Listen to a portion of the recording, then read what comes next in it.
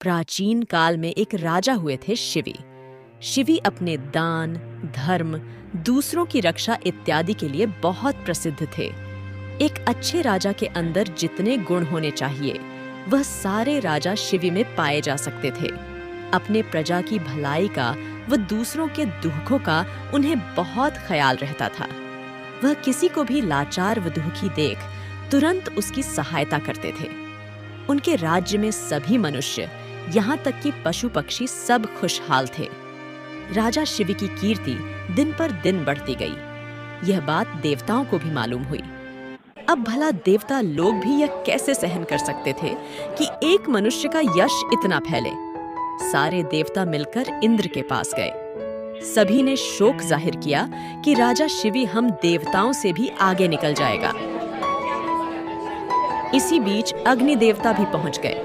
उन्होंने इंद्र को सावधान किया कि अगर जल्दी ही शिव की कीर्ति को नष्ट नहीं किया जाएगा तो वह इंद्र की गद्दी पर अपना अधिकार जमा लेगा। अब यह बात इंद्र को अपने लिए खतरे वाली लगी।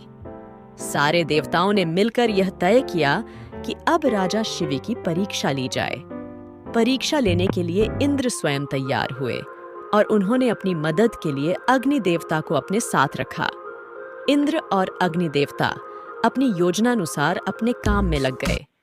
राजा शिवी अपने राज दरबार में बैठे राजकाज का काम देख रहे थे। अपने मंत्रियों से सलाह मशविरा कर रहे थे। इसी समय उन्होंने देख एक कबूतर अत्यंत घायल अवस्था में उड़ता हुआ उनके दरबार में आ रहा है। वह कबूतर सीधे राजा के पास आकर गिर गया। राजा शिवी को उसकी अवस्था देखकर बड़ा दुखक हुआ। उन्होंने उस कबूतर को उठा लिया और सहलाने लगे। वह अभी उसकी सेवा शुश्रूषा की बात सोच ही रहे थे कि उनके राज दरबार में एक बाज आ गया। उस बाज को देखकर राजा शिवी अचंभित हो गए कि यह बाज हमारे दरबार में क्यों आया है। किंतु कुछ ही समय में वह समझ गए कि कबूतर का यह हाल इस बाज ने ही किया है। बाज एकाएक बोलने लगा। सारे दरबारी उसकी ओर देखने लगे।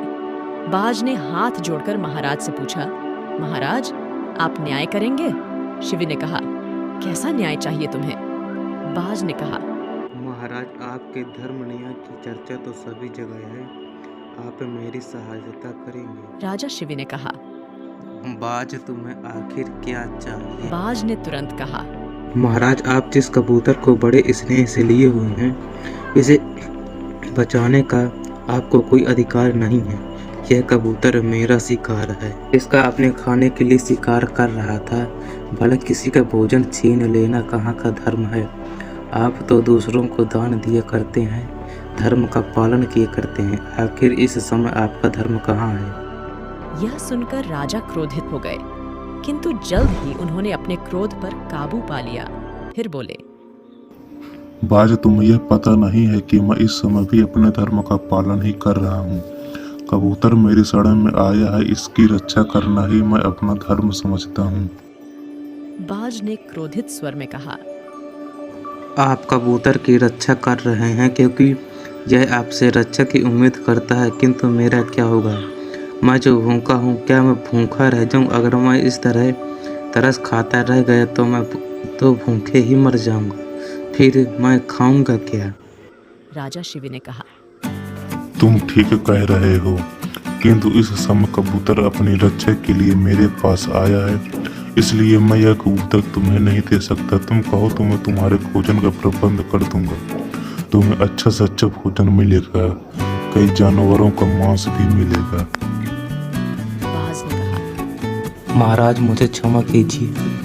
मैं जानता हूँ कि आप बहुत बड़े दानी हैं, धर्म और दया आपका मार्ग है, किंतु जब मैं अपना भोजन शिकार करके खुद खा सकता हूँ तो भला आपका दिया हुआ भोजन मैं क्यों करूँ? मैं आपका दान क्यों स्वीकार करूं? मुझे तो यही कबूतर चाहिए, क्योंकि कबूतर ही बाज का शिकार होता है और बाज का प्रिय भोजन भी कबूतर ही है। राजा शिवी असमंजस में पड़ गए। उन्होंने कहा, हे बाज, मैं तुम्हारी सारी बात सही मानता हूँ, किंतु इस कबूतर के अतिरिक्त तुम जो मांगो मैं दे दूंगा। किंतु यह कबूतर मत मांगो, यह मेरी शरण में है, मैं इसे नहीं दे सकता। बाज ने कहा, महाराज, एक रास्ता है। अगर इस कबूतर के भार के बराबर आप अपना मांस मुझे दे दे तो मैं मान सकता हूँ। राजा शिवी तुरंत तैयार हो गए।